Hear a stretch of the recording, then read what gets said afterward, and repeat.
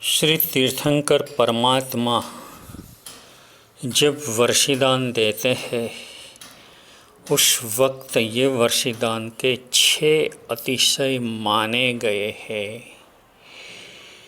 यानी कि 6 प्रकार की विशेषता उसमें होती है। यहाँ हमें कुछ काम की है वो लेनी है।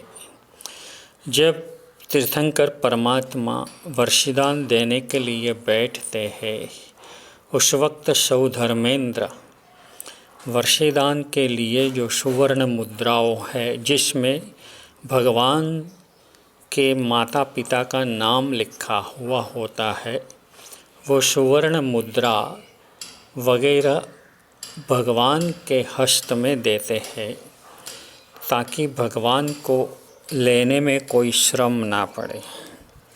और यह सुवर्ण मुद्रा भगवान के हाथ में आती है उसी वक्त चमरेंद्र और बलिंद्र ये दोनों भगवान के हाथ में जो सोनैया आया है उसमें से जो लेने वाला है वो लेने वाले का भाग्य जितना है उनसे ज़्यादा अगर मुट्ठी में होता है तो उसमें से मालूम ना पड़े इस तरह से कम कर देते हैं, और अगर मुट्ठी में मांगने वाले की नसीब से कम होता है तो उसमें ये चमरेंद्र बलिंद्र उमेरा भी कर देते हैं।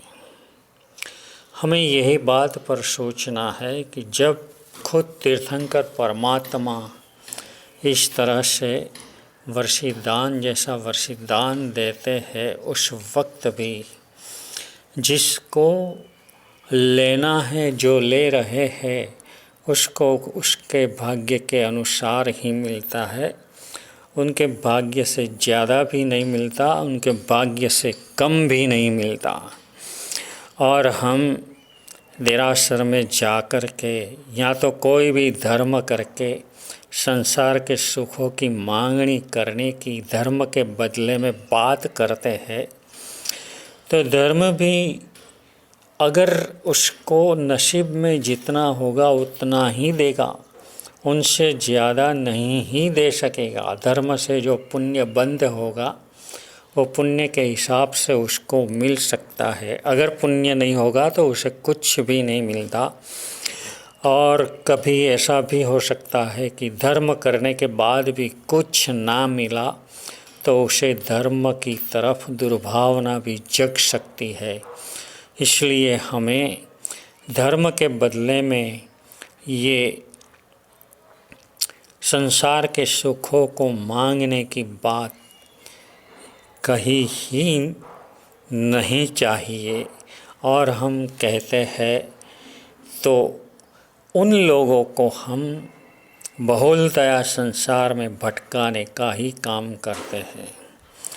अगर हमने निराशंस भाव से धर्म किया है, कोई भी लालसा नहीं रखी है, और उनसे वो धर्म से जो पुण्य बंद होता है वो जो सामग्री हमको मिलती है, सुख की सभी सामग्री जो मिली है, वो मिलने के बावजूद हम उसको बहुत ही अच्छे से उसका धर्म के मार्ग में उपयोग भी कर सकते हैं।